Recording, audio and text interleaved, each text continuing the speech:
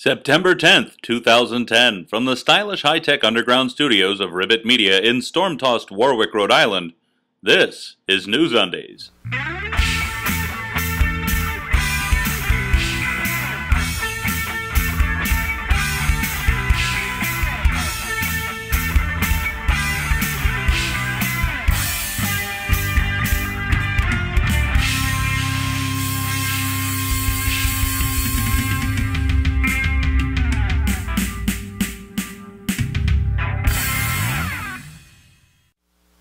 For September 10th, 2010, this is NewsUndies, all the news that shouldn't be news. I'm Paul Tourville with these headlines. Getting off light. Unscarfed woman's sentence reduced to 99 lashes from death by stoning. Killer Kiwi Quake. Bad, but no Haiti. Just in time, Sony's iTunes killer features nothing compelling. September just got here. So did the snowblowers.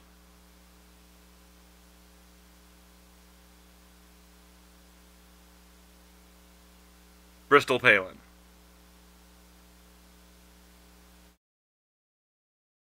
Hey gang, it's time for celebrity birthdays once again. I got my cake hat on, let's rock. For Saturday the 4th, Paul Harvey, dead, and Howard Morris, dead. For Sunday the 5th, Daryl F. Zanuck, dead, and Bob Newhart. For Monday the 6th, Roger Waters and Jeff Foxworthy. For Tuesday the 7th, Don Messick, dead, and Buddy Holly, dead. For Wednesday the 8th, Sid Caesar and Peter Sellers, dead. For Thursday the 9th, Leo Tolstoy, dead, and Otis Redding, dead.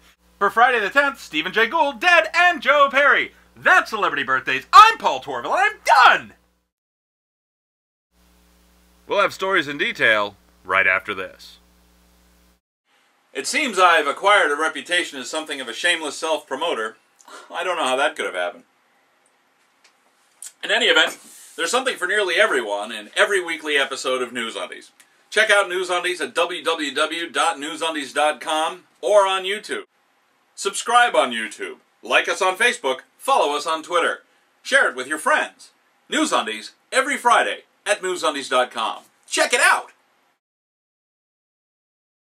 Back when I was a kid, the Nixonian war on drugs was still pretty hot and heavy, and by the 5th grade, the official line, which was part of the public school science curriculum, was that all drugs are bad and they all have bad side effects. Even at that time, there was an alternate viewpoint held by various respected public figures.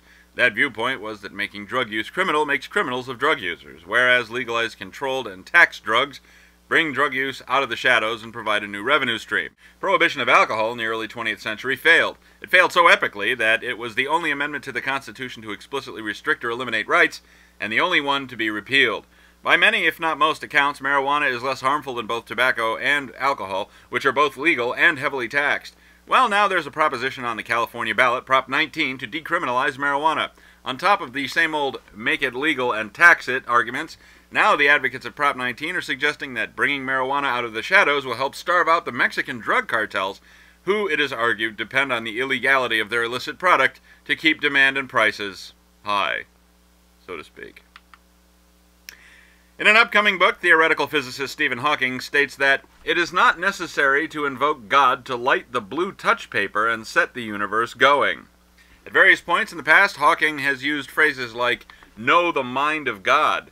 Hawking and those around him have repeatedly stated that he is not religious and does not believe in the conventional concept of a God. Christy douchebag Ray Comfort has remarked that Hawking's remarks are unscientific. Like Comfort would know science if it fell out of the sky, landed on his face, and started to wiggle. Putz.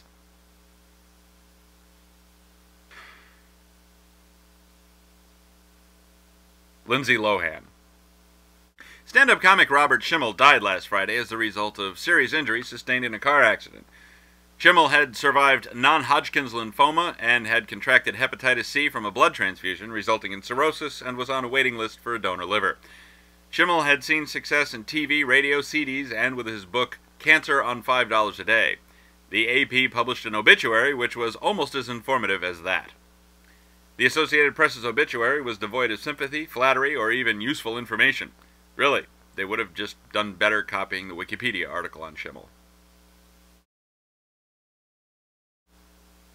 General David Petraeus has asked that Dove World Outreach Center and its senior pastor Terry Jones, no relation to the brilliant and funny member of Monty Python, to not burn Korans on church grounds on September 11th, for fear of riling anti-American and anti-Christian sentiment among Afghan and other Muslims and endangering Americans in Afghanistan and elsewhere. Is this a reasonable request or a passive-aggressive abrogation of fundamental free speech rights? Here are Pig and Sheep with their thoughts. Muslim fundamentalist extremists pulled off the 9/11 attacks. The Constitution guarantees our right to free expression, including burning Korans, but not burning Bibles or American flags. That's out. Amen. Woo! Well, he's close to reality again, but as usual has stepped back into Toontown before his eyes adjusted to the light. So, as much as it pains me, Pastor Terry Jones is well within his rights holding a Koran burning. American soldiers are already in harm's way. Part of the function of the U.S. Armed Forces is to protect and defend the rights and privileges of U.S. citizens and the sovereignty and territorial integrity of the United States. Having said all that, if I was going to hold a Koran burning, I would also burn Bibles and Torahs too, just to be fair. That's what Pig and Sheep think. What are your thoughts? Email them to ovcomments@newsundies.com.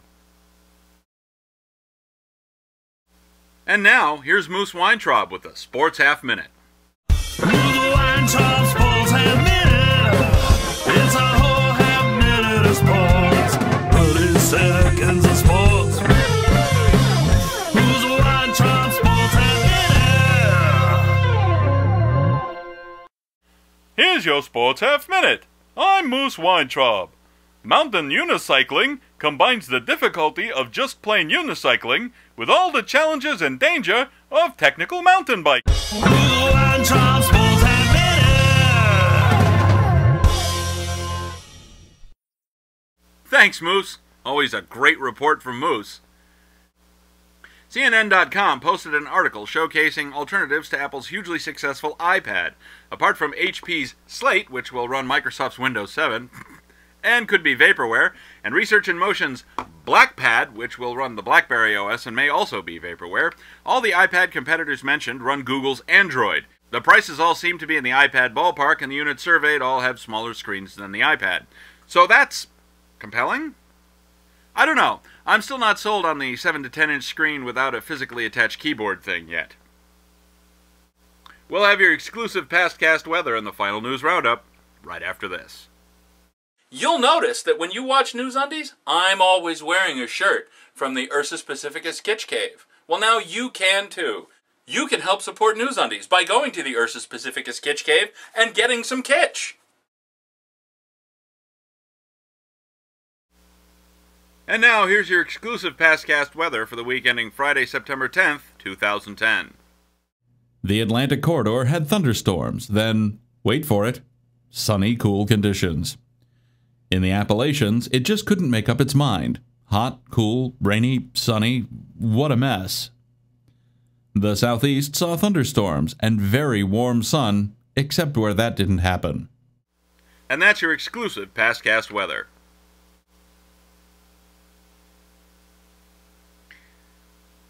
Tiger Woods, Mel Gibson, and Jesse James. If you drive in Ohio, you may want to stop for a while and let the wackos wipe themselves out a little. 2 cases in point. First, Brendan Eden of Mason, Ohio, passed a state cop on I-675 in his Pontiac Firebird doing well over 100 miles an hour, slipped down into the grassy median, caught air off a guardrail, and hit the center support of an overpass. The car split into 3 main pieces, and Eden was ejected. He was taken to a nearby hospital and is expected to recover. Second, Calandra Hamilton was pulled over in Cincinnati for an equipment violation, and when the officer on the scene arrived at the driver's side window, there was Hamilton with her pants opened and a sex toy in her lap.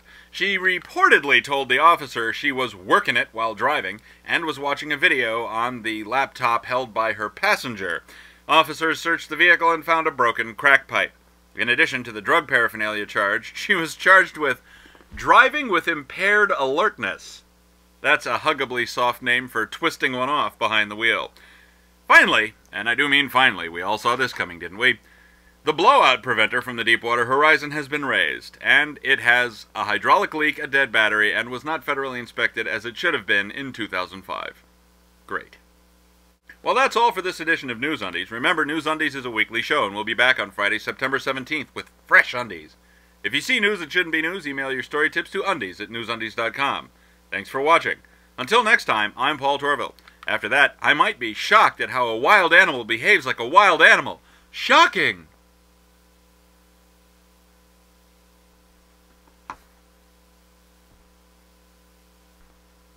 You heard about that, right? The thing with the sea lion mauling the kid at the zoo in Australia?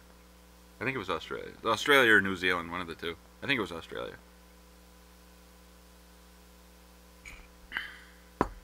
I saw the story and I wanted to put it in, but I didn't know where to put it.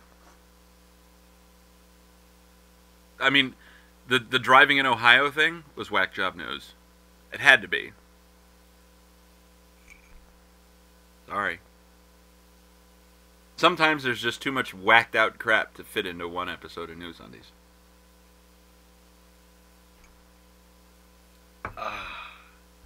The early 20th centuries failed. It failed 20th centuries.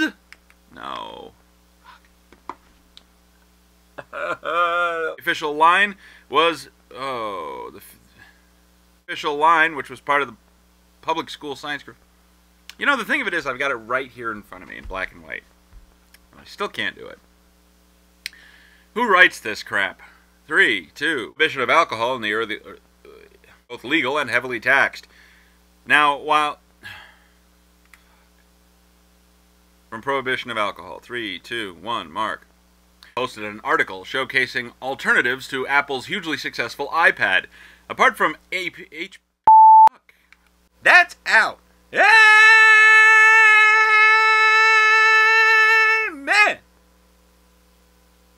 Oh, there you are.